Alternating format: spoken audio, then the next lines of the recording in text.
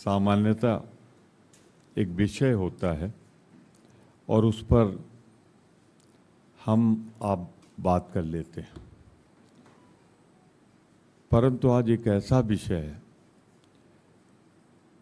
कि जिसके मन में जरा भी महिलाओं के लिए, नारी शक्ति के लिए थोड़ा भी सम्मान होगा तो जो कुछ मणिपुर में हुआ है उससे बीभत्स, उससे देश का सर झुकाने वाला पूर्वोत्तर जल रहा है पीड़ा से, देश जल रहा है पीड़ा से। ऐसी हृदय विदारक घटना शायद नहीं हुई है। और जब मैं आपको संबोधित कर रहा हूं तो मेरे मन में एक पीड़ा है कि हमारे आदरणीय प्रधानमंत्री जी 2 बार तो मेरी जानकारी में विदेश उस घटना के बाद हो आए हैं। वहाँ की पार्लियामेंट्स में भी सवाल पूछा गया, मणिपुर के बारे में चिंता, तब तक ये घटना नहीं आई थी। लेकिन प्रधानमंत्री जी समय नहीं निकाल पाए या उनको ऐसा लगता है कि ये इतनी महत्वपूर्ण नहीं कि वो नहीं गए मणिपुर। अरे मणिपुर तो छोड़िए, मणिपुर का नाम भी नहीं लिया उन्होंने, जबकि मई से मणिपुर जल रहा है। तो क्या मणिपुर देश का हिस्सा है कि नहीं? खुद प्रधानमंत्री जी का भाषण होता था कि हमने आपके साथ, पूर्वोत्तर राज्यों के साथ बड़ा सौतेला व्यवहार होता रहा। उन्हीं के भाषण हैं। तो क्या अब मणिपुर का हिस्सा भारत है? एक चीज इसमें जरूर जोड़ दूं, किसी नारी के साथ, किसी महिला के साथ हो, जिस ढंग से हो कि उसे खींच लिया जाए, सार्वजनिक रूप से बलात्कार हो, निर्वस्त्र करके उसे नोचा घसीटा जाए। और मैं एक चीज जोड़ रहा हूं,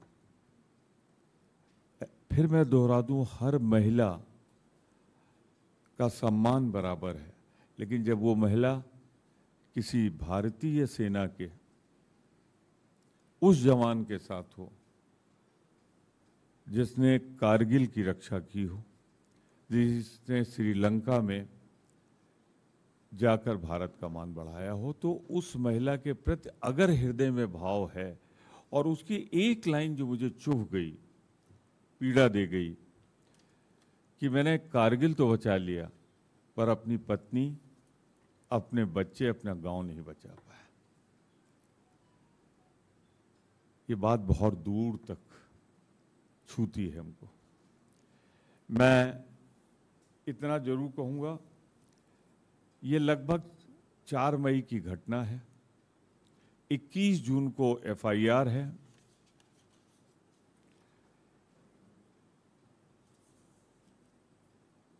एक ही बात याद आती है प्रधानमंत्री जी के न जाने पर, कि जब रोम जल रहा था तो नीरो बांसुरी बजा रहा था।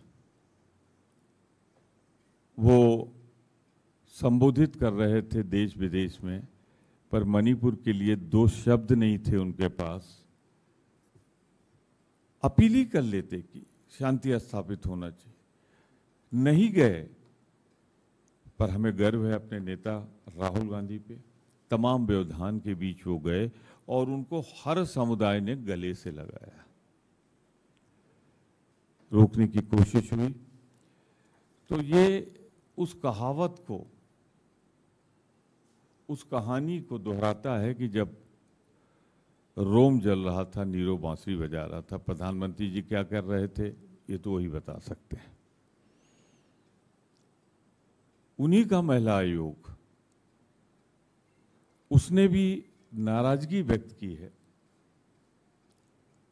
कि 2 बार उन्होंने मुख्यमंत्री से बात करने की कोशिश की है, संपर्क नहीं हो पाया। महामहिम राज्यपाल जी जो हैं वहां पे महिला हैं और वो भी चिंता व्यक्त कर चुकी हैं। सारी स्थितियां जैसे नियंत्रण से बाहर जा चुकी हैं। एक बड़ा मौजू सवाल है कि हमारे माननीय गृह मंत्री जी चाणक्य 3 दिन रहकर आए हैं मणिपुर में। उनका कहना है सबसे उन्होंने वार्ता कर ली, परंतु इस घटना का या तो उनको जानकारी नहीं दी गई और अगर जानकारी दी गई तो देश में उन्होंने जानकारी नहीं दी। क्या ये मैं आप पर छोड़ता हूं, क्या ये इतनी महत्वपूर्ण घटना नहीं थी कि आपके साथ साझा की जाए या ऐसी घटनाओं को रोका जाए? और उनसे भी आगे बड़े मियाँ तो बड़े मियाँ, छोटे मियाँ सुभान अल्लाह। मुख्यमंत्री कहते हैं कि अभी 80 दिन नहीं बीते। जब उनसे कल सवाल पूछा जाता है तो कहते हैं ऐसी तो सैकड़ों घटनाएं हो चुकी। यानी एवरेज लगाया जाए और 78 दिन को 80 दिन को बांटना जाए, यानी कि हर दिन 1.5 से 2 बार ये घटनाएं हो रही। ये मेरा बयान नहीं है, मुख्यमंत्री का बयान ऑन रिकॉर्ड है। मैं नहीं जानता देश को कहां ले जा रहे हैं। मैं एक बात जरूर कहना चाहता हूं, प्रधानमंत्री जी से बार बार हम सब कहते हैं कि अपील करो, काफ़ी दिन से कहते आ रहे हैं। राहुल जी जब गए तो उसके बाद से कहते आ रहे हैं कि आप जाइए, आप अपील करिए, लेकिन वो बोलने का समय कौन सा चुनते हैं? जब सुप्रीम कोर्ट 10 बजे स्वतः संज्ञान ले लेता है तो उनका भाषण आता है 11 बजे के आसपास, जब उस सदन में प्रवेश कर रहे थे। भारत का संविधान आर्टिकल 75 ये कहता है कि प्रधानमंत्री और मंत्रिपरिषद सामूहिक रूप से और उत्तरदायी हैं दोनों सदनों के लिए। 75 पर वो शायद संसद की सीढ़ियों से उत्तरदायी है। संसद भवन आते हैं, संसद भवन की सीढ़ी चढ़ते हुए वो आपको तो संबोधित कर देते हैं, पर चंद सीढ़ियों के बाद जो दोनों सदन बैठे हैं उसमें आने की जहमत नहीं फरमाते। और ऐसा नहीं कि उनको निमंत्रण नहीं मिल रहा है, 2 दिन से लगातार हम उनको निमंत्रण दे रहे हैं कि आए प्रधानमंत्री जी, यहाँ से आप अपील करें, आप हमारे विचार भी सुन लें और बताएं देश में क्या हो रहा है।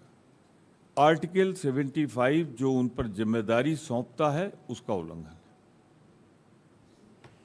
अब एक बात उसमें भी है, 8 मिनट का भाषण है उनका, क्योंकि सवाल तो आप पूछ ही नहीं सकते। ये सौभाग्य आपको शायद जब वो इंडिया जीतेगा तो उसके बाद आपको मिलेगा। मैं एक बात और कहना चाहता हूं, 8 मिनट की स्पीच में सिर्फ 32 सेकंड मणिपुर का जिक्र है, और वो भी अकेले नहीं। राजस्थान, मणिपुर पे प्रवचन हुआ है। मणिपुर पे नहीं, राजस्थान में, छत्तीसगढ़ में, जहां जहां कांग्रेस मौजूद है। और इस बीभत्स घटना के बारे में तो हमारा प्रबल अनुरोध उनसे था, है और रहेगा कि देश के इतिहास की ये भीषणतम, कलंकित करने वाली, भारत माता का सर शर्म से झुका देने वाली घटना है। प्रधानमंत्री जी, आप कब आएंगे? मुझे आपसे ये बात इसलिए कहनी पड़ रही है कि मैं एक आध मंत्रियों के बयान देख रहा हूं। मंत्रियों के बयान ये हैं कि हमने तो चर्चा स्वीकार कर ली, आप क्यों नहीं इस चर्चा में भाग लेते? तो एक सांसद होने के नाते, उपनेता होने के नाते, राज्यसभा की ओर से खास तौर से आपको एक्सप्लेन कर दूं मैं कि 267 जिसमें हम मांग रहे हैं और 176 जिसमें ये चर्चा चाहते हैं, उसका फर्क क्या है जिससे कंफ्यूजन खत्म। 167 में 2-3 लोग प्रस्ताव करें, चेयरमैन को संतुष्ट करें, सत्ता पक्ष चाहे तो किसी दिन, ये शब्द पे गौर करिएगा, किसी दिन कुछ समय के लिए चर्चा निर्धारित हो सकती है, लेकिन वो जो 167 में है कि वो 2-2.5 घंटे से ज्यादा की नहीं। दो बातें इस पे मैं एम्फेसाइज कर रहा हूं आपको। एक तो जब समय मिले और ना मिले तो चर्चा के लिए इनकार भी कर सकता है, और उधर मणिपुर जल रहा है। 267 में इसका इक्विवेलेंट पार्लियामेंट लोकसभा में भी है, जिस समय ये उठाया जाएगा उसी समय संपूर्ण सदन की सारी कार्रवाई रोक के जब तक आवश्यकता होगी तब तक इस पर चर्चा हो सकता है। यानी कम से कम वहां पे बैठे होंगे, जितनी पार्टियां हैं सभी होंगी, सभी इस पे बोलना चाह रहे होंगे, तो इस तरह तो वहां पे 3 मिनट, 2 मिनट, 4 मिनट से ज़्यादा किसी को समय नहीं मिलेगा। वो भी तब मिलेगा जब निर्धारित हो जाएगा, और तब तक मणिपुर के बारे में हम बोल नहीं सकते। ये बेसिक डिफरेंस। इसमें समय सीमा नहीं निर्धारित होगी, पूरा दिन आपके हवाले है। ये जैसे ही आप उठाएंगे उसी समय चर्चा शुरू हो जाएगी। तो क्या इस बेसिक डिफरेंस को नहीं समझा जाएगा कि मणिपुर में इतनी गंभीरता है कि हमको तत्काल उस पर चर्चा करानी चाहिए? और प्रधानमंत्री से हम आग्रह करेंगे कि प्रधानमंत्री जी आएं और सदन को संबोधित करें। इस मामले में जो सीढ़ियों पे कहा है, अरे वही कह दो यहां भाई।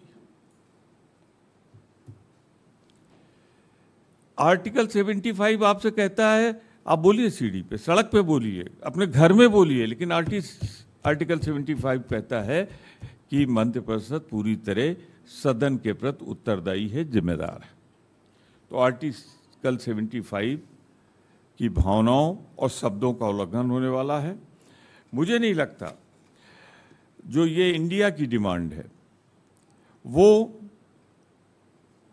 हम नियमों के अनुसार रख रहे हैं, मणिपुर की गंभीरता को देखते हुए रख रहे हैं, और आप टालने के लिए रख रहे हैं। तो मैं 2 बातें एक्सप्लेन करना चाहता था।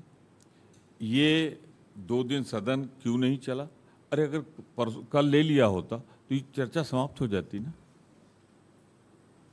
आज ले लिया होता तो ये चर्चा समाप्त हो गई होती ना। या प्रधानमंत्री जी को देश के गम गुस्से का अंदाजा नहीं है, दुख का अंदाजा नहीं?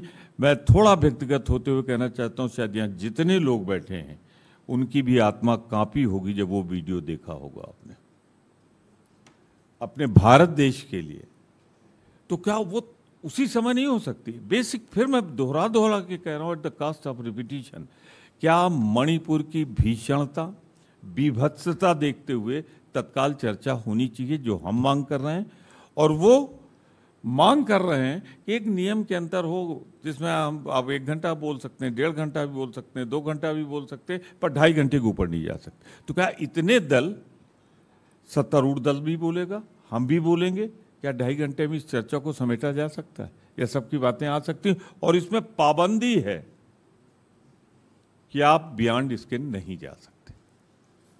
तो वो सीमित चर्चा चाहते हैं, अनिश्चित काल में कब चर्चा होगी उसमें अनिश्चितता चाहते हैं, और हम चाहते हैं कि तत्काल चर्चा हो। इसकी विभत्सता को देखते हुए और समय की सीमा को देखते हुए, और समय की सीमा न हो, हम पूरे दिन करें, क्योंकि इसमें है कि नियमों को से इन 2 पॉइंट्स पे मैं आपको क्लेरिफाई कर रहा हूं।